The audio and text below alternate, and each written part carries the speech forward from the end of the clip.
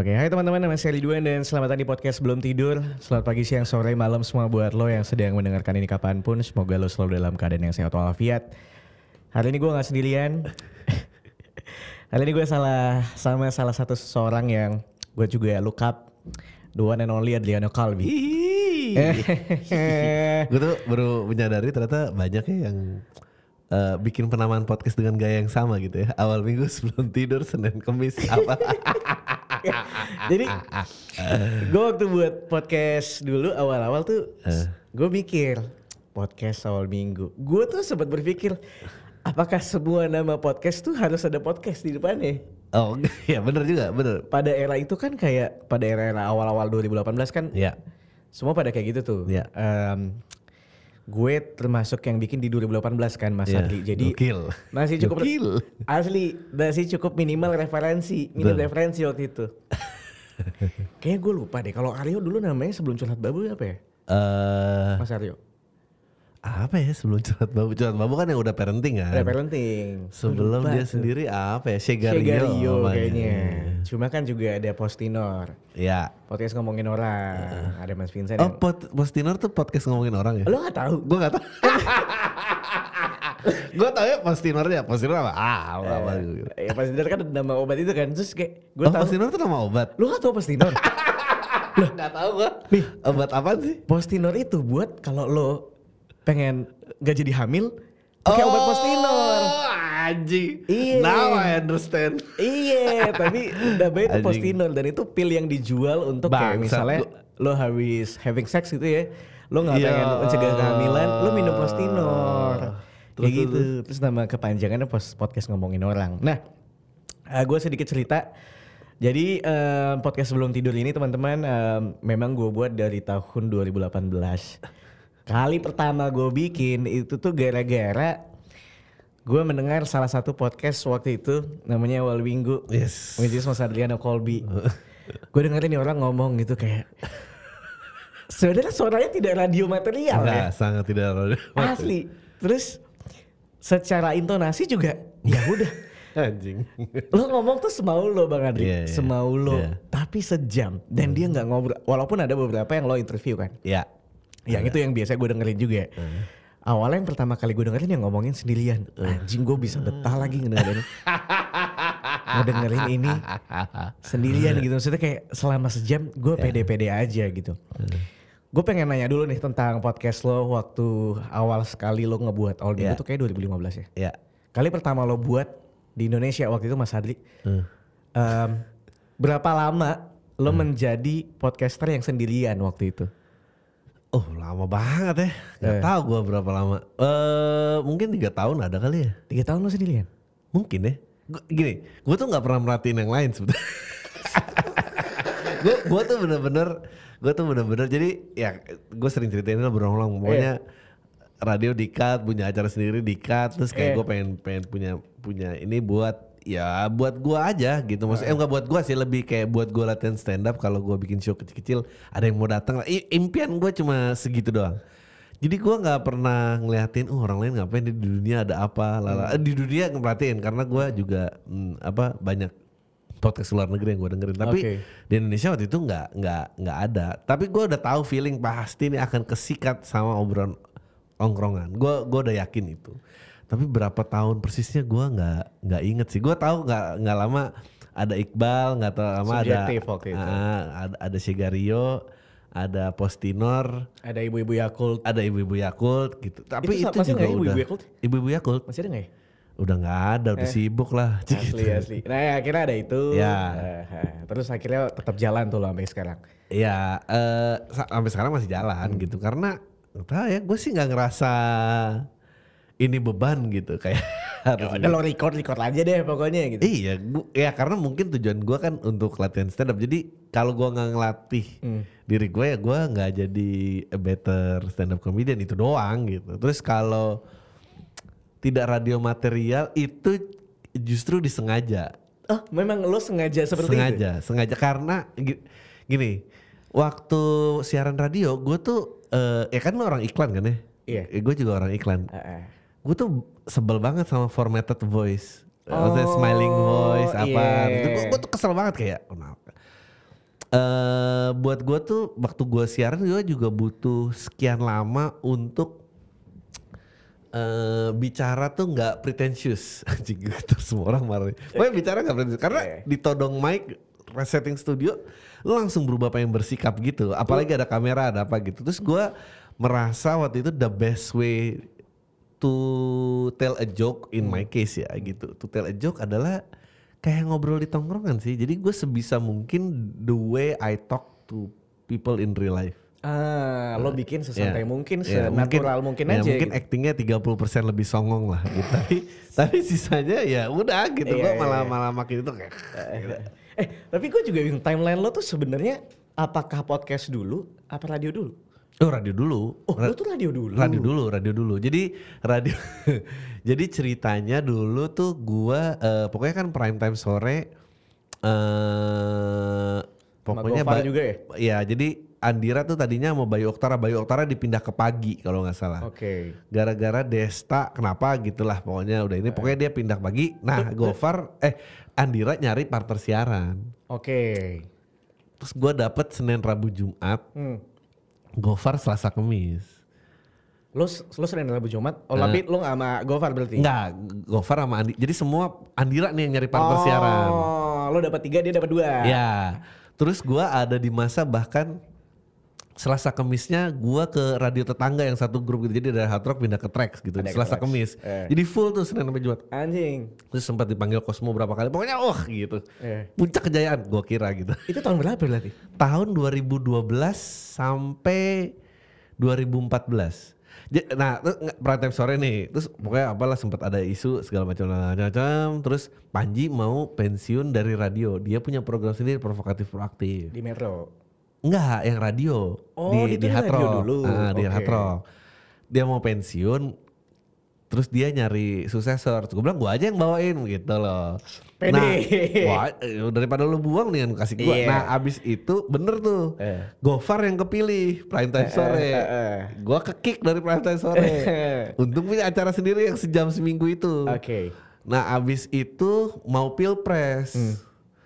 Terus kayaknya takut nih diasosiasikan dengan apa dan keras-keras menuainya mungkin juga ya Panji juga kan banyak gitu kayak bikin heboh radio. Ya udah terus udah diikat deh gue.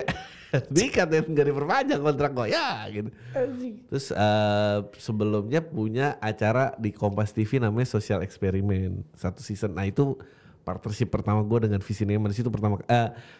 Sebelumnya pokoknya gue lagi post. Jadi provokatif ini banyak nih. Jadi dia ada TV, ada acara stand upnya, ada radionya gitu. Nah terus bikin acara stand upnya, gue ketemu Angga pertama kali itu dia lagi jadi juru kampanye Faisal Basri. This is all way back when Faisal Basri saya jadi saingan Jokowi itu jadi gubernur. Yes. Ya udah, dia ketemu, gue suka banget.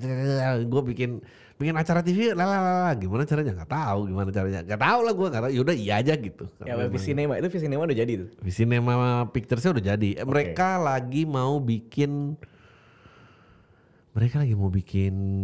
Accelerate itu sama lo kan? Filosofi Kopi 2 apa? Oh iya. Accelerate sama gue dari season 2 tapi. Season 2 season 3 sama gue. Ya udah, pokoknya gue di situ lagi di tahap kayaknya passion tidak membahagiakan nih.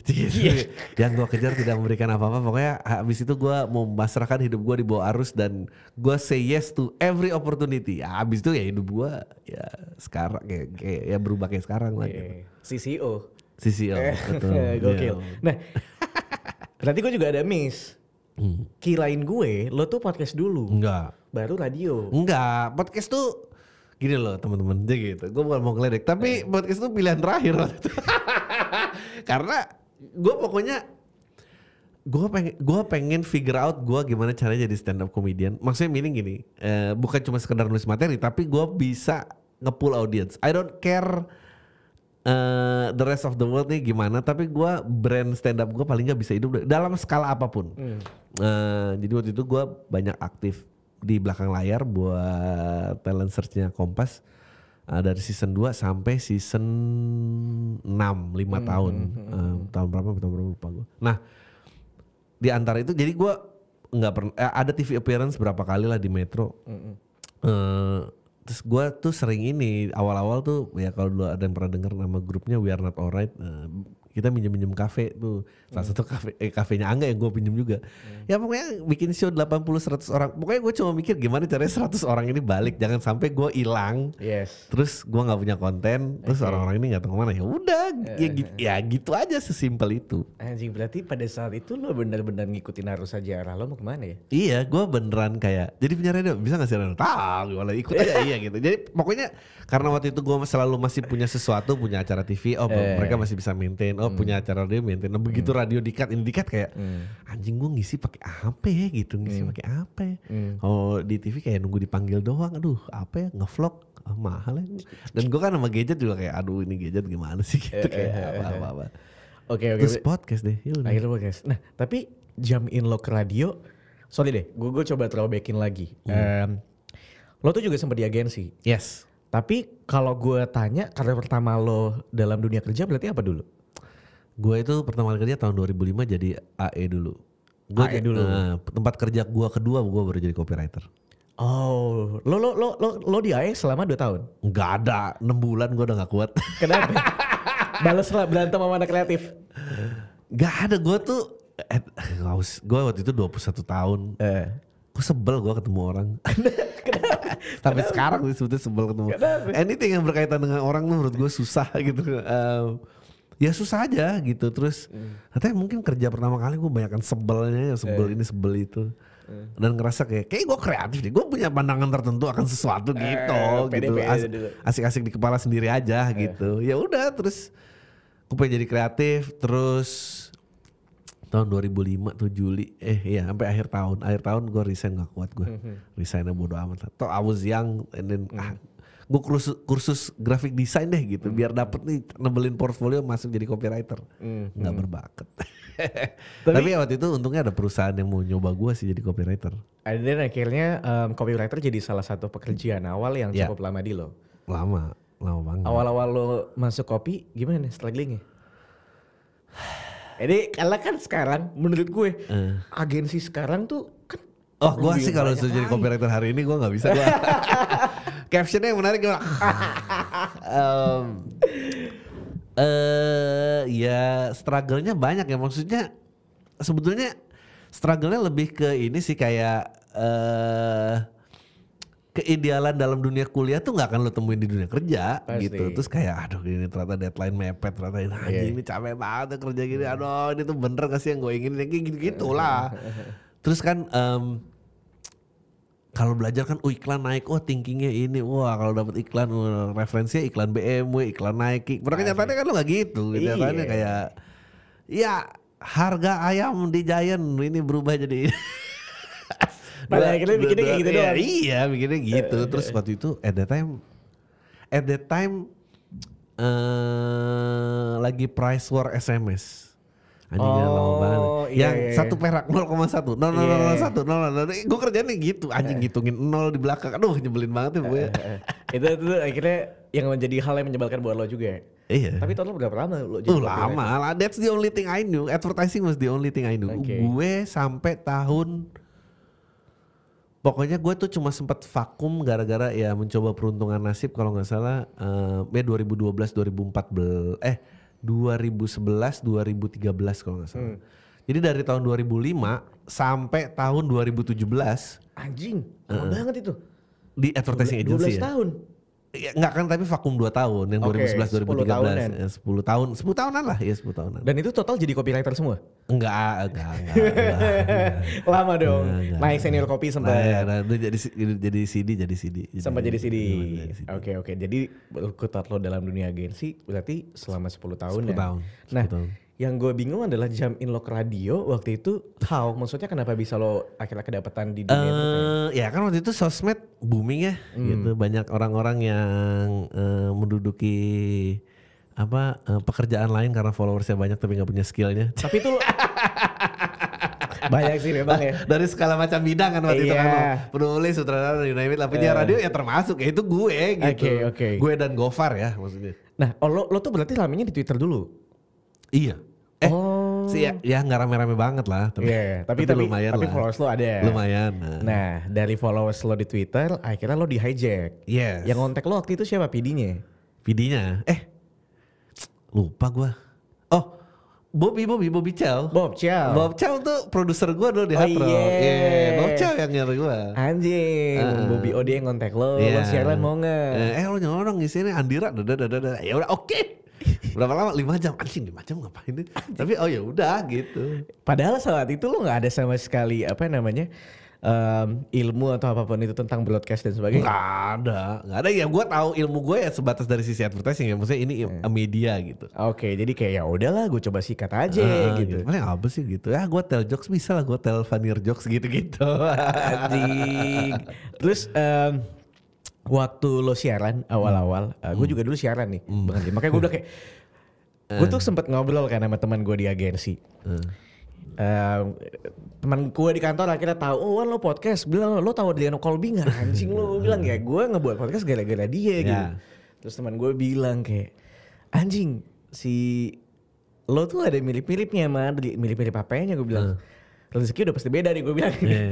Ya dia tuh dulu copywriter juga segala macam, terus radio juga iya. Nah gue juga siaran di radio kan. Nah tapi memang bahkan sampai di era gue tuh siaran sampai 2020 terakhir. Wow. 3 tahun doang bang gue, tapi Jogja lagi, di Jakarta gue belum sempat kebagian nih. Bahkan cara siaran tuh kan gue juga sama kayak lo. Gue ngebikin podcast dulu, baru sekian berapa bulan kemudian gue baru ada radio. Kalau gue gitu. Nah tapi yang gue rasa juga sebenarnya di dunia radio tuh kadang-kadang masih terlalu sering untuk lo ngomong tuh dengan ya tone yang sama tadi kayak gitu kan, yang pretensius lah segala macam. Nah dengan pembawaan lo yang kayak gitu di radio, lo dikomplain gak? Dikomplain lah. Dikomplain banget. Gini, gue I have no idea. Terus gue kira, gue bener-bener polos banget kayak, gue kira lagu, ini penyiar yang suka lagu ini lah. Saat itu udah lo yang bikin playlist apa MD? MD lah, mana ada lo bikin playlist, udah jarang lah. Maksudnya itu radio zaman dulu banget maksudnya. Gue tuh selalu merasa gini, lu dengan mengubah tone orang, lu menghilangkan kepribadian dia. Padahal itu semestinya senjatanya dia gitu. Dan buat dari sisi komedian, buat gue ya kalau lu dihilangin kepribadian, lu mau lucu gimana gitu. Maksudnya lu harus jadi orang lain kan. Dan itu berat menurut gue. Terus gue I didn't know kan waktu itu, oh radio adalah a network, oh ini chart, ini ada titipan, lalala, jadi ada lagu yang harus diputar, lalala. Dan gue itu kesal banget sama Bruno Mars. Jadi setiap keluar Bruno Mars, gue setiap kata-katain Bruno Mars, gak lama videonya kayak dong. Musik direkturnya kayak, gimana sih penyiar sendiri gak suka lagu sendiri tuh. Gue I didn't know kita harus pretend. Anjing. Tapi itu salah satu part yang menurut gue kayak apa namanya, menyebalkan dari radio ya. Ketika lo harus memutarkan lagu yang kayak, ayo Wan putar lagu Blissia Jodi gitu. Anjing gue bilang, boleh gak sih gue gak usah muter lagu ini dulu gitu misalnya. Tapi kan dulu radio mati ya. Nggak apa-apa. Nanti dilanjutin aja kali ya. Di audionya yang penting jalan aja. Tapi di radio gimana tadi? Radio kan ini punya sejarah yang sama sebetulnya gitu. Sebelum semua menjadi corporate giants ini, mereka pun juga penjualan maksudnya dengan jalur yang sangat indie gitu. Dulu adalah kayak radio amatir, Waido Wiley gitu-gitu. Prambors pun kan juga dulu cuma 3 jalan. Prambanan apa dan Mendut gitu kalau salah ya. Jadi semua tuh selalu berangkat dari yang segmented dan diperlebar. Jadi waktu awal itu lu nonton ya, ada film Inggris The Boat That Rocked kalau nggak salah, The Boat That Rocked. Bukan lu nonton tuh cerita tentang pirate radio terakhir. Sebelum akhirnya polisi nangkep mereka karena mereka masih siaran. Dan waktu itu ya lagu-lagunya ya sesuai dengan personality penyiarnya. Dia bawa personal collection sendiri, gitu. Ya semua jalurnya kayak gitu. Media selalu start dari yang niche terus dia perlebar dan gede gitu. Tapi berangkat dari lo juga kayak, emang seberapa laku sih orang yang ketika menjadi dirinya sendiri? Nggak laku menurut gue. Di momen itu tapi lo masih punya idealisme ya, gue mau jadi gue aja lah. Ini yang orang-orang salah mengira dari gue. Langsung banget. Gue tuh idola gue banyak musisi gitu. Menurut gue Slank salah satunya, Sheila on 7, Dewa gitu. mereka bisa mass tapi nggak kehilangan mereka siapa, or at least kalau mereka kehilangan siapa mereka menemukan bentuk baru yang mereka bisa convince orang lain bahwa inilah aslinya gitu lah, or at least kayak gitu. Jadi kalau ditanya idealis gini loh, kalau misalnya gue harus jadi orang lain yang jauh, gue nggak mau, gue mendingan balik ke advertising. Toh sama, gue juga nulis demi brand juga sama aja gitu. Iya, jadi budak. Pertanyaannya adalah seberapa si Adriano Calbi as a brand ini bisa di stretch sejauh-jauhnya. Karena kalau gue mati hari ini, gue nggak rela Adriano Calbi cuma segitu. Jadi tetap aja gitu, gue mau gitu. Tapi gimana caranya nggak kehilangan itu? Maksudnya Naif punya itu, Ceylon Seven punya itu. Yes. Tapi gue nggak mau milih gitu, gue nggak mau milih. Kita lihat aja gitu. Jadi selalu nge-push gimana caranya. Ya berapa yang cuma segelintir orang yang beruntung menjadi dirinya sendiri dia laku gitu. Kebanyakan pasti nggak laku juga. Paling kayak Daniel Ariadi, gue juga nggak tahu itu jadi ya tapi kan media sekarang kan berbeda ya, maksudnya. Misalnya Glenn gitu, dengan meninggalnya Glenn. Dan ini I don't mean disrespect to any penyanyi ya, maksudnya. Glenn meninggal, siapakah solois lelaki berikut yang bisa semasif Glenn? Pertanyaannya kan itu. Jadi I think being in a digital form tuh mudah untuk memulai, tapi sangat sulit untuk di-expand. Untuk dilebarkan segala macamnya. Iya. Ini gue boleh ngomong, gue mau dong, boleh dong. Apa tuh? Boleh. Iya. Kita tinggal edit kan? Iya, gak usah edit juga gak apa-apa. Ini menurut gue itu charmnya podcast loh. Lo tau gak? The outtake itu. Gue sampai sekarang gak pernah gue edit. Iya. Anjing gue bilang. Kadang gue kayak, gue kan kadang-kadang juga ngisi kelas-kelas podcast gitu loh di seminar-seminar di kampus misalnya itu. Gimana sih bang supaya podcast kita bagus bla bla bla. Anjing gue bilang, maksud gue kalau lo dengerin podcast Mas, BKR segala macam memang ada yang jelimet lah, ada beberapa teknik sound effect segala macam. BKR misalnya dia juga cukup rapih kan. Secara mungkin mereka anak radio kali ya. Gue juga anak radio gitu, tapi thank you nih Mas. Tapi gue kayak yang ini kopi gue ya. Thank you Mas, thank you. Tapi gue gak tau ya, gue tuh ngedengerin lo. Anjing ini gak di mastering sama sekali sih menurut gue. Kayaknya dia cuma tinggal rekam, habis itu posting gue bilang. Gak ada bro. Kita tinggal posting gitu. Tapi satu hal yang gue rasakan adalah perbedaan ketika lo denger radio di jalan dan lo ngedengerin podcast di kamar ataupun di jalan mungkin waktu lagi sendirian adalah sense rasa lo ditemenin ngobrol tanpa nih orang berusaha trying so hard untuk menghibur kita. Kalau di radio kan, hai apa kabar, lagi di jalan macet-macetan, tenang aja gue temenin. Saya gitu. Tapi kalau di podcast kan, apa kabar lo semua?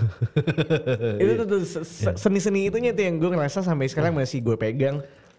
Bahkan kadang-kadang ada moment of silence yang, ya kan, kayak lo gak tau mau ngomong apa. Selama sekian 5-10 detik, gue bodo amat, gue biarin aja. Tapi gini, makanya ini emang kesurangan. Gue tuh ini karena kekurangan reference dan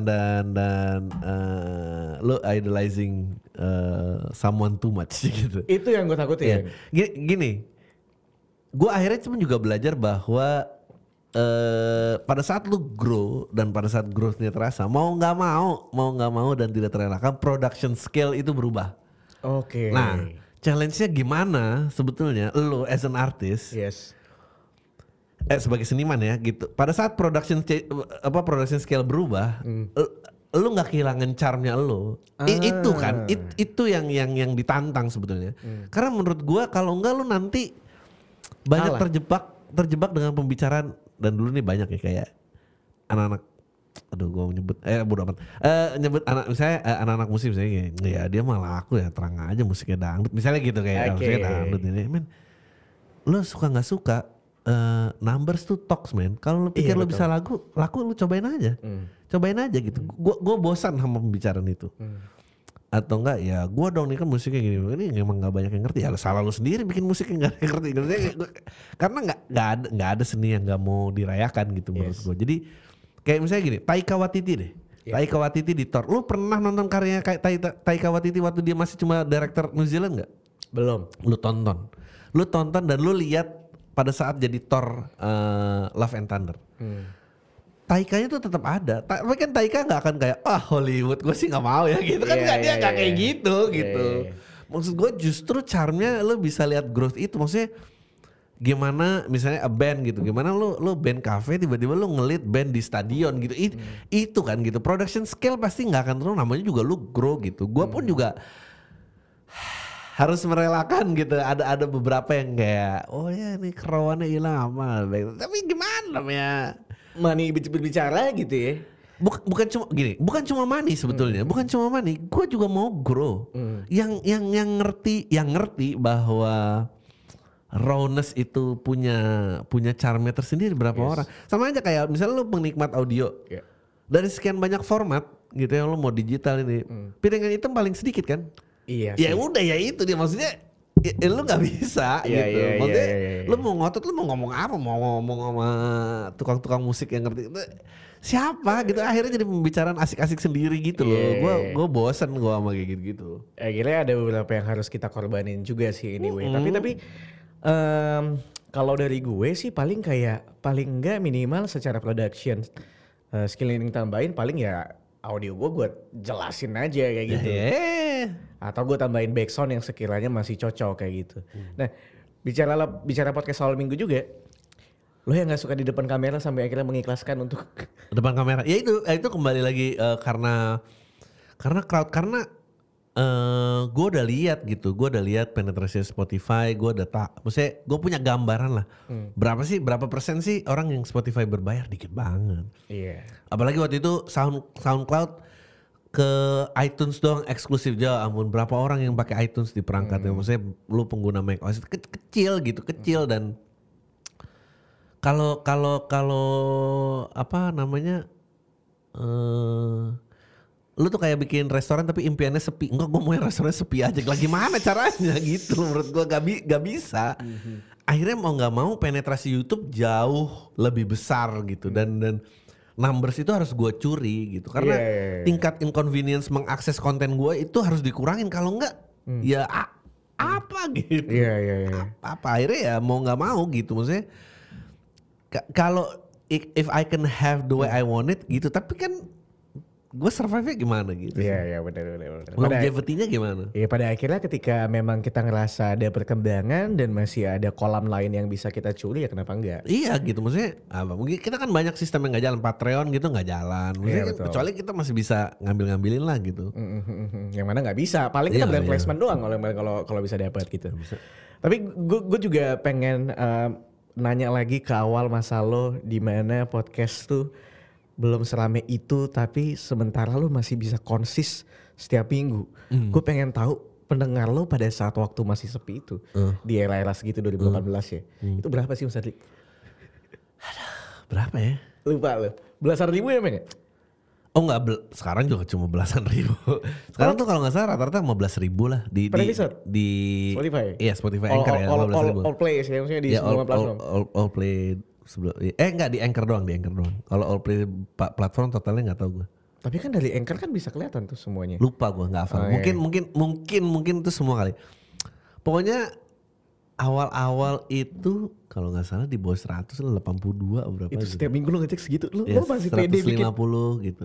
Ya karena gini kan gue udah bilang target gue kalau gue bikin acara 80 orang tuh balik. Nih kalau 80 ini beli tiket gue ambil nih 80 ini. Oh yang penting liten dulu aja nih orang. Iya pokoknya gue kalau bikin show di kafe 80 orang 100 orang ada yang datang aja udah itu doang. Karena itu menjamin berarti gue bagus nih. Iya. Pokoknya kalau 100 orang yang dengerin ini datang ya udah 100 orang ini aja. I don't care ke 269 juta rakyat Indonesia lainnya. Pokoknya 100 ini mau datang gitu. Anjir. Terus tiba-tiba pokoknya 150-an dan tiba-tiba ke 400 500 gue mulai ngerasa oh ini ada sesuatu nih. This is working beyond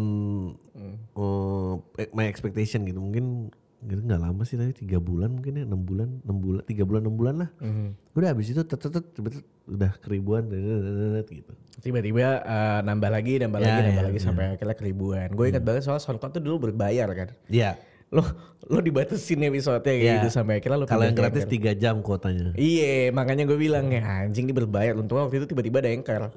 Pindah lah gue ke Anchor. Gue waktu itu 3 jam gue gak bahkan berlangganan loh.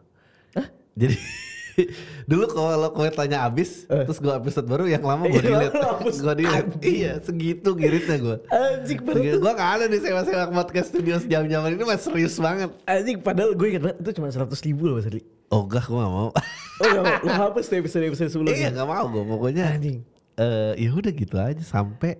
Oh gue inget income pertama gue adalah pada saat habis berapa bulan ada radio digital yang pengen ngontrak gue setahun mau ngambil katalognya untuk di-rerun di radio digital mereka, diedit ya apa di segala macam. Makanya dulu sempat ada The Best Cut podcast awal minggu 1 tahun pertama gitu kan. Karena itu dieditin orang, kalau ngeditin nggak bisa gue. Males lo. Males lah. Gila loh. Gue nggak kuat gue dengerin suara sendiri gitu. Gila. Ya udah ada radio digital ngambil, kita ngontrak nih setahun ngambil katalognya gini-gini. Akhirnya dapat duit pertama. Itu baru akhirnya gue langganan. baru beli H4N itu juga belinya second, belinya dari Kamga aja gitu. Anjing itu Kamga. Terus ada sutradara handal, sekarang udah jadi sutradara handal. Dulu dia cuma fans gue aja. Ada Aco Tenri datang, "Bang, lu rekaman Bang lu rekaman jelek banget Bang, ini windbreaker buat lo." Kayak dapat windbreaker. Gue segitu ngirit. Anjing dan ya gue dapat banyak temen banget sih, maksudnya bener-bener jadi temen gitu. Iya. Nah, soal about podcast juga, gue juga pengen ngomongin soal networking. Ya.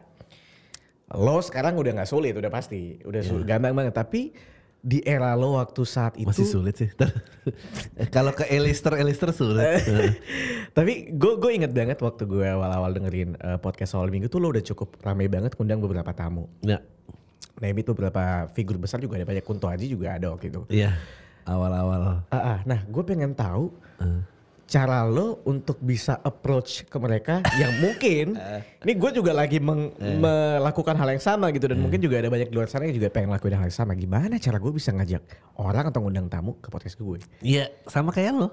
Nyoba DM aja dulu, nyoba DM, lempar berapa DM boleh, gue tertarik kalau pengen kenal. Dan boleh itu lo gak kenal sama dia? Enggak, sama Kunto gak kenal gue. Dan sampai jadi teman akrab gitu.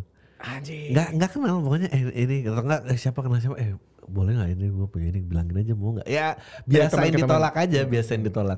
Kayaknya pelajaran paling berharga gue dari agensi adalah biasa di reject.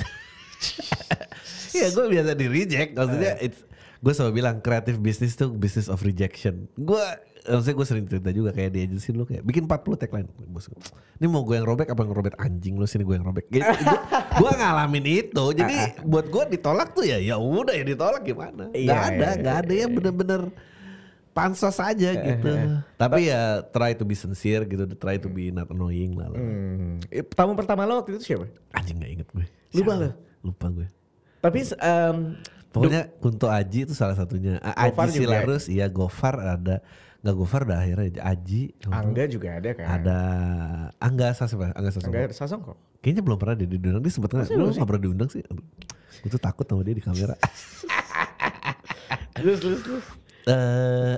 Awal-awal tuh justru malah temen-temen yang gue bilang, gue kira ya menurut gue interesting gitu ya udah gitu. Bahkan ada partner periklanan gue lah gitu. Dan itu lo ngomongin apa biasanya kalau ngomongin iklan, ngomongin hal gini. Gue percaya semua hal tuh menarik kalau emang dibahas sama orang yang pengetahuannya lumayan. Jadi ya udah ikutin aja, orangnya jago apa ya udah lu ikut aja gitu.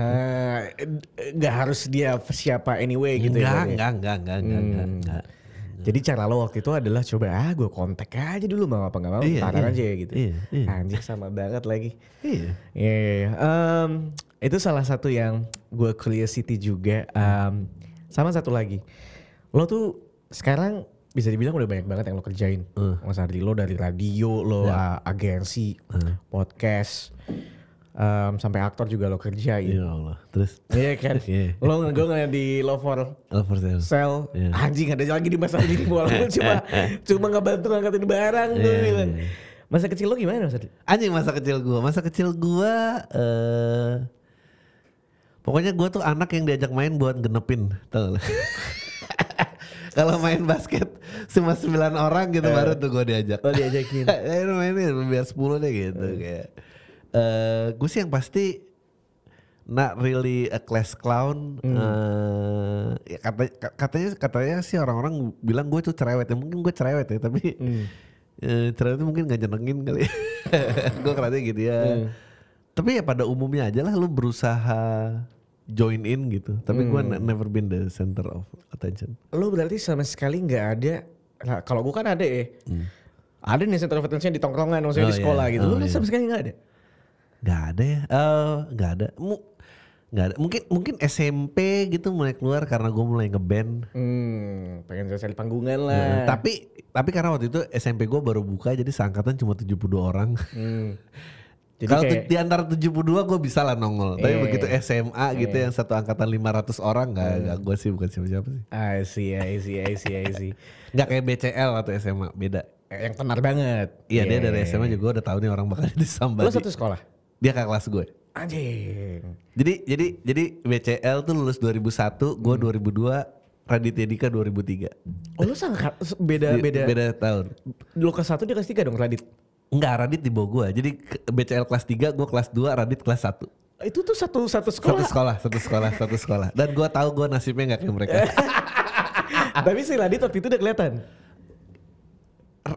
Radit sih gak kelihatan, tapi Radit juga, tapi menurut gue dia tuh cepet dalam mengadopt teknologi. Jadi semua orang masih berusaha populer di sekolah dan tongkrongan, dia udah sibuk ngeblok. Iya, gue ingat ceritanya. Maksud gue, dia dapat medium itu dan dia dapat ceruknya sendiri. Dan dia juga sebetulnya lebih, gue nggak kenal personally. Maksudnya dia lebih invisible juga sih. Bukan yang sukses karena popular kids. Oke, kalau lo main sama BKR gitu kan, you know bahwa dia anak tongkrongan di sekolah juga anak gaul nih gitu ya. Kalau Radit tuh invisible aja, tapi di balik layar dia nggak ada ngapain gitu. Iya. Dan pada saat itu lo yang belum ngapa-ngapain waktu itu. Nggak ada, gue kayak, gue tuh amat, gue itu punya email aja gara-gara mau kuliah dan daftar visa. Kalau nggak bisa karena harus punya email. Ya udah, gue baru ngerti ada internet tuh gini. Gue kira gue nggak perlu hidup pakai internet. Tapi BCL waktu itu udah syuting-syutingan sinetron berarti? Belum, tapi BCL tuh udah punya band dan dia nyanyi kayak anjing nih orang suaranya bagus banget gitu. Oh, makanya lo ngerasa bisa nih orang. Ini orang pasti akan jadi sesuatu nih gitu. Udah kelihatan. Ya udah gitu. Anjing. Satu lagi, selain ngomongin masa kecil, gue juga sering liat lo di Happy Broken Family. Ya. Terlalu skeptis sama keluarga bahagia dan cemara. Why? Enggak sih, maksudnya gini, Happy Broken Family itu memang premisnya untuk menyemangati anak-anak broken kids yang ngerasa dia tidak punya harapan gitu di ininya.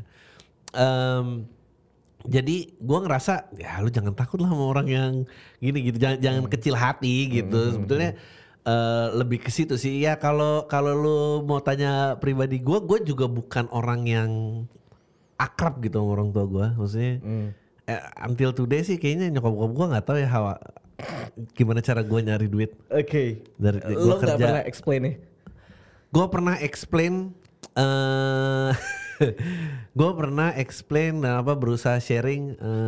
Terus gue inget banget ada one day gue lagi lembur tuh jam 2 pagi. Tiba-tiba ada telepon bunyi. Ini masih di agensi nih. Telepon bunyi. Gue lagi sama teman-teman di belakang, dia di depan gitu. Terus kayak Mas Andre ada telepon. Terus gue kayak semua berhenti gitu loh ngomong. Dari siapa? Dari siapa? Dari mamanya. Wah anjing, gue diketawain satu kantor. Udah itu terakhir gue bercerita sama keluarga gue. Gue bilang gue nggak mau ngasih tahu gue kerja di mana. Ntar lu nelpon gak usah gitu. Ya udah gue nggak ini gitu. Basically berusaha. Gue pokoknya dulu tuh gue pokoknya pengen cepet dianggap gede. Gue gak mau dianggap anak kecil gitu. Sedangkan sekarang lagunya takut dewasa. Aduh, fit kita. I see. Terus lanjut lagi beberapa hal yang pengen gue tanya juga. Lu berharap gue keluarnya cerita apa sih? Gue sedih banget dipukulin orang gitu. Enggak juga. Gue kayak Nicholas Sean gitu ya. Kayak ini orang sakit hati sebenarnya. Anjing. Tapi waktu awal-awal lo masuk ke dunia film waktu itu gara-gara apa dulu Mas Andi awalnya? Ya gara-gara di lingkungannya. Maksudnya gue akrab dengan lingkungan itu, dengan Visinema dan gini, gue tuh ada di film tuh cuma produksiannya Visinema doang. Nggak, Ring, sekarang ada yang lain, ada produksian PH lain udah mulai ada gitu, satu scene gitu udah mulai ada.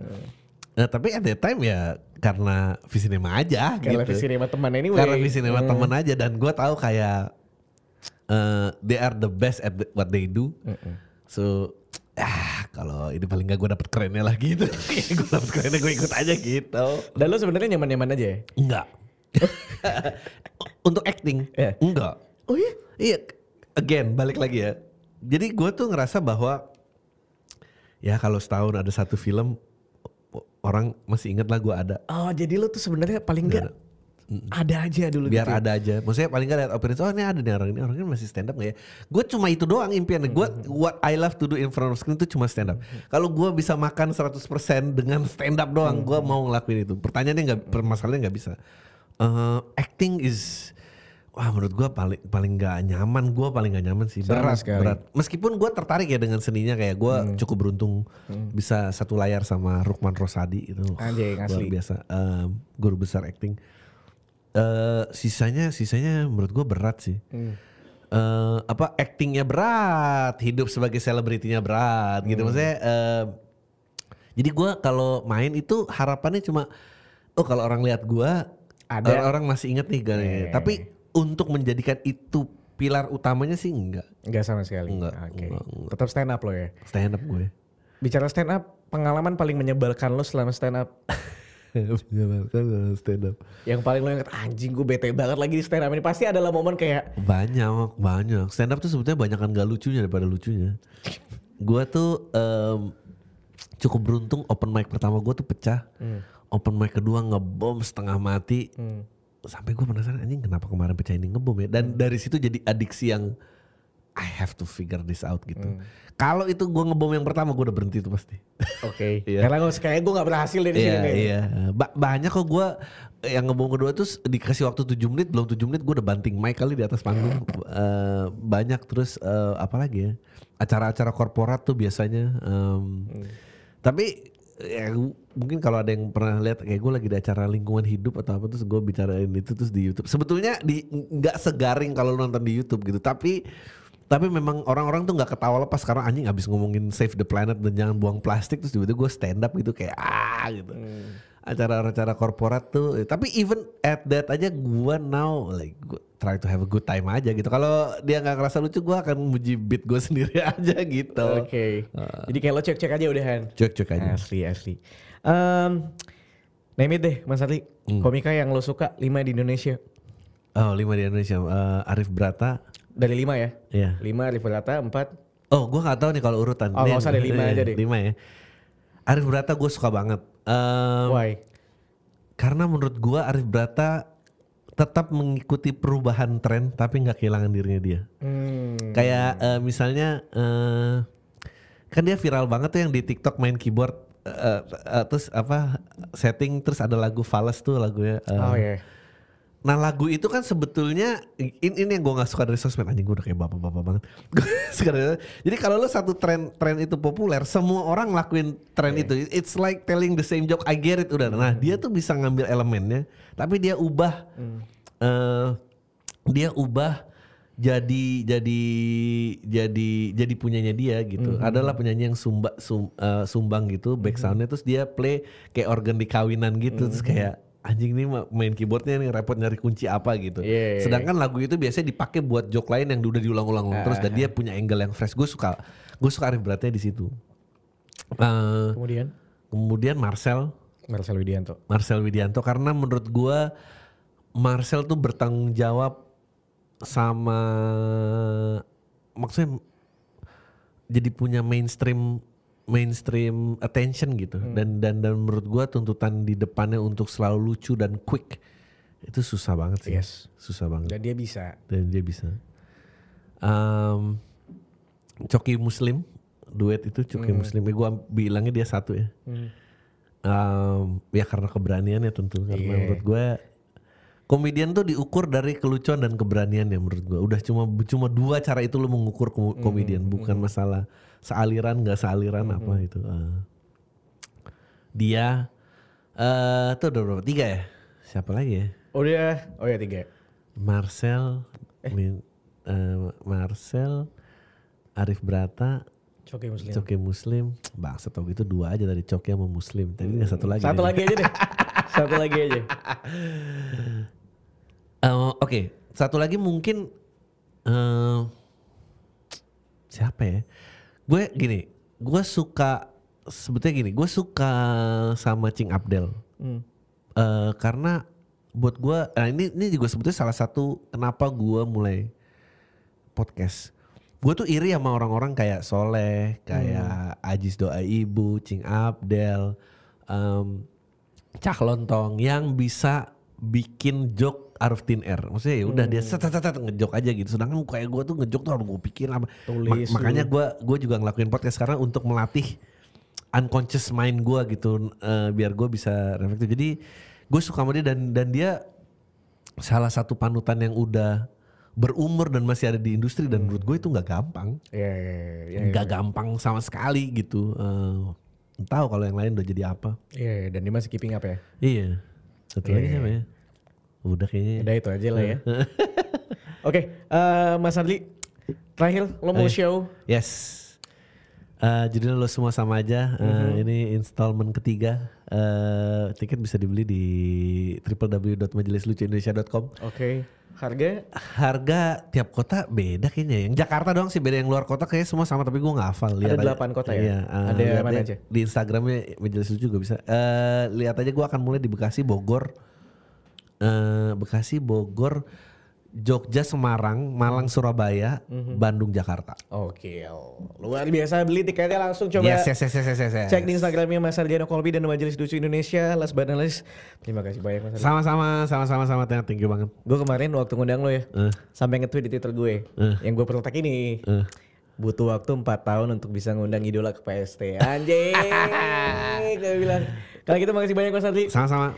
Semoga show-nya berjalan lancar, Yes. tiketnya laku keras. Amin. Harusnya pecah sih ya.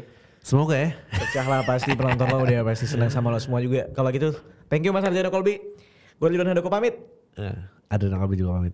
Bye-bye. Sip.